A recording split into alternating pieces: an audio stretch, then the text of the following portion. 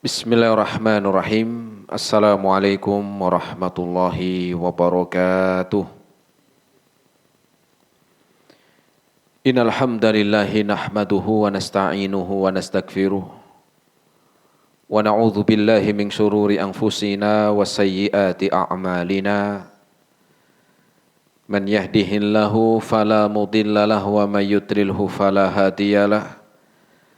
Ashhadu an la ilaha illallah wahdahu la syarika lah wa ashhadu anna Muhammadan abduhu wa rasuluh.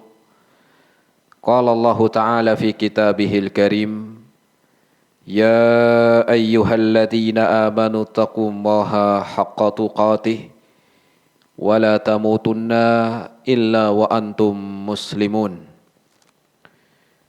Ma'asyiral muslimin, jamaah, bapak-bapak dan ibu-ibu, ikhwan wal akhwat rahimani Allah wa iyyakum jami'an.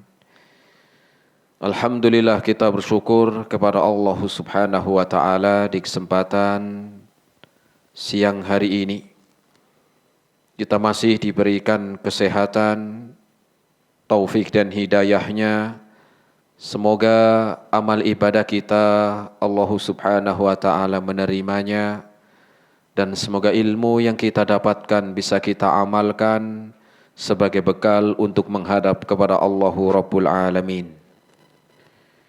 Kemudian salawat dan salam kita sampaikan kepada Nabi Muhammad sallallahu alaihi wasallam beserta keluarganya, para sahabatnya dan umatnya sampai hari kiamat nanti.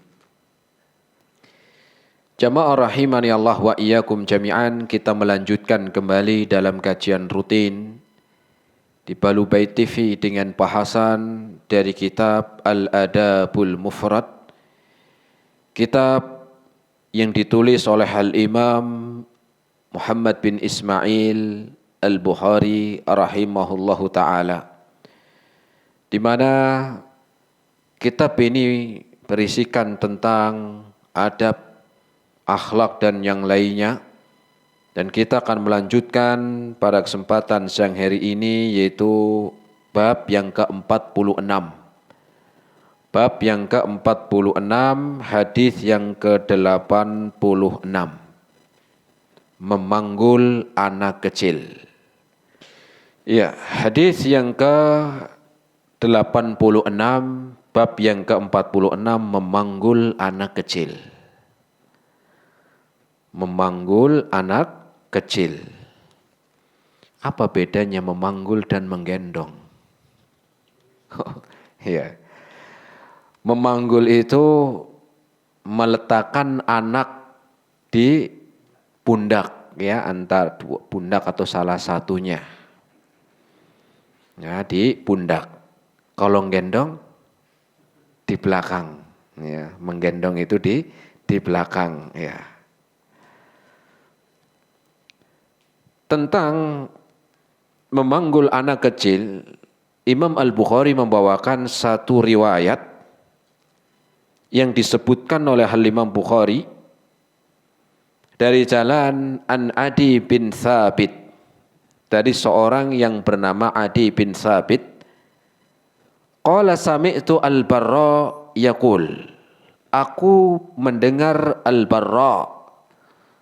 Ya, Al-Barra ini sahabat, seorang sahabat Nabi yang bernama Al-Barra. Yaqulu, di mana Al-Barra ini sebagai seorang sahabat Nabi mengatakan, ra'aitun nabiyya sallallahu alaihi wasallam wal hasanu salawatullahi alaihi ala atiqih. Katanya Al-Barra, aku pernah melihat Rasul sallallahu alaihi wasallam sedang Hasan itu ada di atas pundaknya, berada di pundaknya. Wa huwa yaqul, kemudian Rasul berdoa. Rasul mengatakan, ya, dalam keadaan memanggul Hasan, ya, yang ketika itu masih anak-anak, maka Rasul mengatakan, Allahumma inni uhibbuhu fa ahibbahu. Ya Allah, sungguh aku mencintai Hasan. Ini ngomong di sebelahnya Hasan, yang ketika itu dipanggul. Ya Allah, aku mencintai Hasan, maka cintailah dia. Hadis riwayat Imam Al-Bukhari. Jamaah rahimani Allah wa iyyakum jami'an. Hadis ini berbicara bagaimana Rasul mengajarkan kepada kita tentang anjuran untuk apa? Menggendong anak. Anaknya siapa Ustadz? Ya anaknya sendirilah. Udah belum nikah Ustadz, ya nikah dulu. Atau juga enggak harus anaknya sendiri, saudara, ponakan, enggak apa-apa. Bahkan anak orang lain juga boleh. Ya, boleh. Anak orang lain walaupun bukan anaknya sendiri boleh. Di sini yang digendong oleh Rasul atau yang dipanggul oleh Rasul adalah yang bernama Al-Hasan. Siapa Hasan ini? Hasan adalah anak dari Ali bin Abi Thalib yang bernama Al-Hasan ibnu Ali bin Abi Thalib bin Abdul Manaf atau bin Abi Thalib bin Abdul Muttalib, bin Abdul Muttalib. Jadi namanya adalah Hasan bin Ali. Bapaknya siapa? Ali bin Abi Thalib. Ali anaknya Abu Thalib. Abu Thalib anaknya Abdul Muttalib. Ya. Jadi sama Rasul itu adalah sepupu. Sepupu. Jadi Ali bin Abi Thalib dengan Rasul sepupu. Nah Rasul punya anak perempuan namanya Fatimah. Kemudian Rasul menikahkan anaknya yang bernama Fatimah dengan Ali. Kemudian punya anak namanya Hasan. Ya, punya anak namanya Hasan. Ya, jadi Rasul menikahkan anaknya dengan siapa? Dengan sepupunya. Oh, jadi nikah sama sepupu boleh Ustadz? Ya boleh. Daripada dapatnya orang jauh sama jenengan aja yang saudara. Ya, tapi yang enggak harus sama sepupu. Ini kan secara hukum boleh. Ya. Nah, jadi sama sepupu itu bukan mahram. Ya, bukan apa? Bukan mahram. Kenapa? Boleh untuk dinikahi. Ya. Sebagaimana ini Rasul menikahkan anaknya yang bernama Fatimah dengan sepupunya yaitu Ali bin Abi Thalib, kemudian lahirlah Hasan. Maka Hasan ini sebagai cucu dari Rasul. Dari anaknya yang bernama Fatimah dan suaminya sepupunya Ali bin Abi Thalib. Ya. Hasan lahir pada pertengahan bulan Ramadan tahun ketiga Hijriah. Hasan bin Ali bin Abi Thalib ini lahir pada pertengahan bulan Ramadan tahun ketiga Hijriah. Kalau sekarang sudah berapa? 1445 apa 40 berapa? 46. Wah ini jangan tahun hijriahnya ini pada lupa ini. Ya, 45 ya, 45. Nah, ya 45. Ya sudah jauh ya. Nah, kemudian ibunya namanya Fatimah. Ya, ibunya namanya Fatimah bintu Muhammad sallallahu alaihi wasallam. Ya, lahirlah yang bernama Hasan. Kesaksian Anas bin Malik, beliau pernah mengatakan dalam riwayat Imam Al-Bukhari, lam yakun ahadun asbaha bin Nabi sallallahu alaihi wasallam minal Hasani ibnu Aliyin. Tidak ada orang yang lebih mirip dengan Rasul sallallahu alaihi wasallam dari Hasan. Jadi kalau ditanya orang yang paling mirip Rasul siapa? Hasan. Kenapa? Karena memang beliau ini adalah cucunya. Ya. Ditambah memang bapaknya juga masih kerabatnya. bapaknya masih kerabat, ibunya anaknya sendiri, sehingga Hasan ini ya punya wajah yang mirip dengan kakeknya, yaitu Nabi SAW.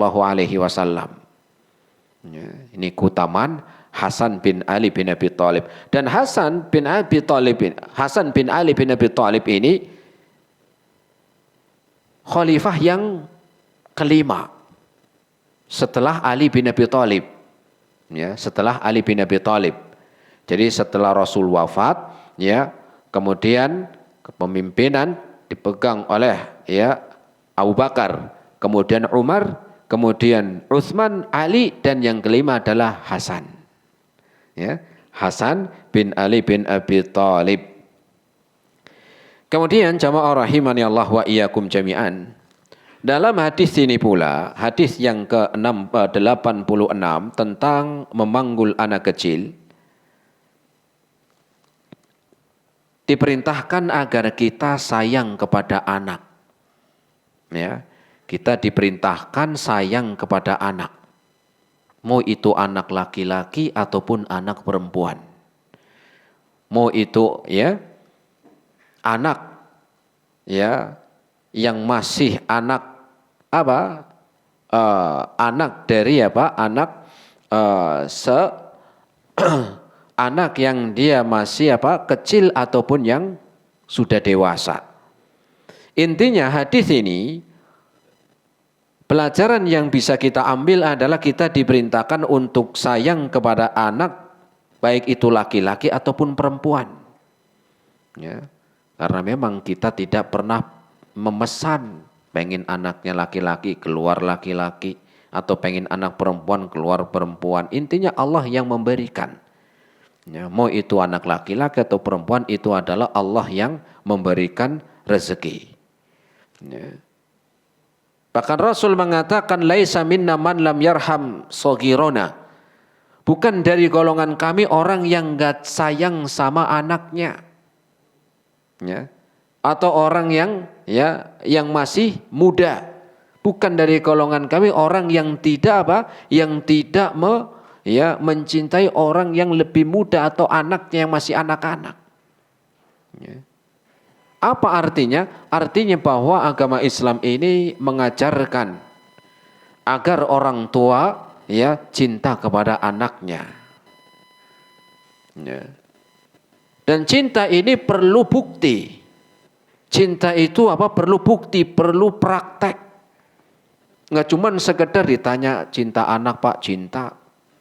Tapi nggak tanggung jawab. Ya. Nggak ada buktinya. Jenengan cinta sama anak Pak, cinta. Terus gimana itu anaknya kok nggak dididik? Ya. Anaknya nggak diarahin yang benar. Ya gimana, sudah nggak? Ya. Sudah bukan anak kecil lagi. Tidak. Mendidik anak itu nggak cuma waktu kecil doang. Ya. Nah, dalam hadis ini Rasul SAW mempraktekkan dan menampakkan sayangnya Rasul kepada Hasan dalam dua hal. Yang pertama adalah dengan perbuatan. Jadi bukti sayangnya Rasul SAW kepada anaknya yaitu Hasan atau cucunya adalah dengan dua hal. Yang pertama adalah dengan perbuatan, yang kedua adalah dengan ucapan. Karena aslinya cinta itu nggak nampak. Antum pernah lihat Pernah lihat bendanya cinta? Ada nggak? Nggak ada. Cinta itu ada di dalam hati. Tetapi bukti dari cinta itu dengan apa? Dengan praktek. Kalau dia sayang ke orangnya, dia sayang ke anaknya, maka di situ ada bukti. Buktinya dengan apa? Satu dengan perbuatan, yang kedua dengan ucapan. Perbuatan dengan apa? Kita lihat Rasul memanggul. Ya. Rasul memanggul. Ini adalah bentuk Rasul sayang. Maka bentuk sayangnya Rasul mempraktekkan dengan perbuatan, yaitu dipanggul. Bisa juga digendong. Anak nangis bukan malah dimarahin. Ya, dimarah-marahin. Ya namanya anak. ya masih anak-anak nangis, ya dimarahin ya tambah kencang, ya tambah apa? Tambah kencang, tambah nggak berhenti. Ya, maka bukti sayang anak adalah dengan mempraktekkan dengan menggendong, dengan memanggul, atau dengan dipeluk. Ya, ini bukti kalau orang tua sayang kepada anak adalah dengan apa perbuatan. Kita lihat Rasul. Ya. Bukan sekedar apa? Sekedar ngasih apa? Ngasih uang, ngasih nafkah, belikan pakaian, ya. Bukan itu aja. Bukan hanya sekedar memberikan kebutuhan pokoknya doang, tetapi bukti sayangnya mana? Ya. Karena anak juga punya perasaan. Bukan kayak robot. Robot itu kan nggak punya perasaan. Kalau anak punya perasaan, ya. Makanya pernah ada seorang yang datang ke Rasul Sallallahu Alaihi Wasallam yang bernama Al-Aqra ibnu Habis. Salah seorang sahabat datang ke Rasul mengatakan, ya Rasulullah, inna li asyratan minal waladi ma qabbaltu minhum ahad. Wahai Rasul, saya itu punya anak 10 ya Rasul. 10. Antum berapa anaknya? Macem-macem ya. Ya Rasul, saya punya anak 10. Masya Allah ya, banyak. Ya. Ini kadang-kadang orang hari ini ya ada yang nggak mau punya anak banyak. Ya. Padahal ya mampu hidupnya. Rumahnya apa? Rumahnya aja 5. Sampai pengen dinikmati semua, rumahnya tidurnya sejam setengah pindah. Mobilnya 5. Itu sampai apa kakinya jarang nyentuh tanah. Kayak kuntilanak jadinya. Karena banyakan apa? Naik mobil. Tapi nggak mau punya anak ya banyak, cuman 1 dia lah. Ya. Ya bukan nggak boleh, tetapi kan harapannya kalau anak banyak, baik-baik, soleh, kan nanti banyak yang mendoakan. Nah, ini ada salah seorang sahabat menghadap kepada Rasul dan menyampaikan, aku memiliki anak 10 ya Rasul. Ma qabaltu minhum ahad. Ma qabaltu minhum ahada. Saya dari 10 anak, itu nggak ada yang pernah saya cium ya Rasul. Dari 10, iya. Sikapnya apa? Dingin ke anak. Tahu nggak sikap dingin ke anak? Nggak ada yang namanya erat gitu. Ya, anak ngelihat bapak mungkin takut. Kemudian jauh sama bapaknya, walaupun serumah, tapi apa? Nggak deket. Ya. Kemudian apa jawab Rasul? Man la yarham la yurham. Orang yang tidak sayang maka akan tidak disayang. Ya. Jadi kalau kita pengen disayang sama anak, kita sayangi dulu anak kita. Maknanya begitu. Man la yarham la yurham. Barang siapa yang tidak sayang, maka dia tidak disayang. Suatu saat nggak disayang. Ya. Jangan salahkan anak ketika sudah dewasa tidak sayang kepada orang tua. Karena mungkin orang tua ketika anaknya masih kecil nggak sayang. Ya. Karena sesuatu itu pasti ada sebab. Bisa jadi dulu ketika anaknya masih kecil, bapaknya atau ibunya enggak peduli. Lebih apa? Lebih berat untuk meninggalkan, ya, lebih berat untuk apa? Mengerjakan apa? Mengerjakan tugas terus. Sibuk dengan orang lain tanpa peduli mendidik anak-anaknya. Bagaimana anaknya nanti akan sayang? Ya. Maka Rasul mengatakan man la yarham la yurham. Barang siapa yang tidak sayang maka dia pun tidak akan disayang. Ya. Jadi jangan apa menyalahkan anak doang. Mungkin karena kamu juga sebagai orang tua dulu ketika anak masih kecil nggak sayang, nggak tanggung jawab. Ya.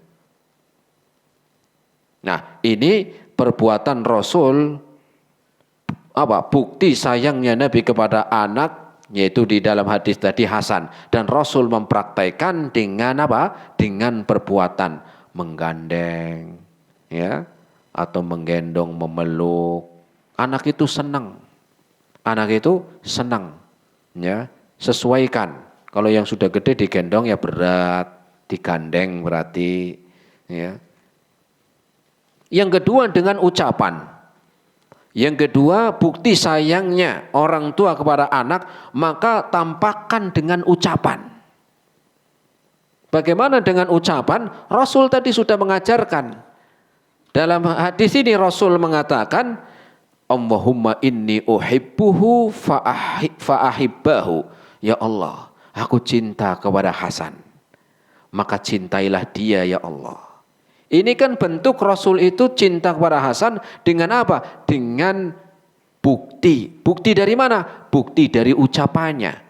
Bukan hanya sekedar perbuatan, tetapi juga Rasul menyampaikan demikian dengan lisan. Maka kita juga demikian. Harusnya kita juga meneladani Rasul. Dengan apa itu? Dengan ungkapan sayang. Kalau anak laki-laki, bapak itu sayang sama kamu, kalau kamu rajin sholatnya, ya berbakti sama orang tua, maka orang tua mau apa? Sayang sama kamu. Kalau anak perempuan, Nduk, ya, ibu ini sayang sama kamu. Coba kamu ya yang nurut sama ibu. Ini bentuk apa? Ucapan. Ucapan orang tua yang disampaikan kepada anaknya dengan ungkapan. Atau juga mendoakan. Atau bisa mendoakan. Jadi jangan pelit doain anak. Ya, jangan pelit doain anak. Jangan cuma ketika doa pengennya kebaikan untuk sendiri mulu. Pengen umurnya panjang, pengen rizkinya lancar, sehat, ya, tapi nggak pernah doain anak. Ya, tidak apa? Tidak mendoakan anak. Atau juga bentuk sayangnya orang tua ke anak itu menasehati. Ya, menasehati. Arahkan kebaikan, arahkan menuju amalan yang baik, bukan dicuekin. Ah biarin aja lah, ya, biarin saja lah sudah gede ono. Enggak, justru bentuk sayang orang tua itu nasihat yang baik, arahkan yang positif. Ya. Kemudian juga mendidik, mengajarkan ilmu, ajarin sholat, ajarin ngaji, ya. Kenapa? Karena mereka lah yang nanti akan memberikan manfaat kepada kita setelah kita meninggal dunia. Dengan mereka ibadah kita mendapatkan pahalanya. Ya. Maka jangan sampai kita apa? Jangan sampai kita melalaikan ini. Kenapa? Karena bentuk cinta kita kepada anak yaitu dengan apa? Dengan ucapan. Ya. Dengan ucapan, dengan ungkapan sayang, mendoakan, menasehati, mendidik ataupun mengarahkan. Dan jangan bosan. Jangan ada bosan di dalam menasihati anak. Ya, jangan pernah bosan. Wah, malas itu anak emang udah susah diatur. Biarin aja, jangan. Ya, jangan pernah kita merasa bosan, merasa berat di dalam terus mendoakan anak.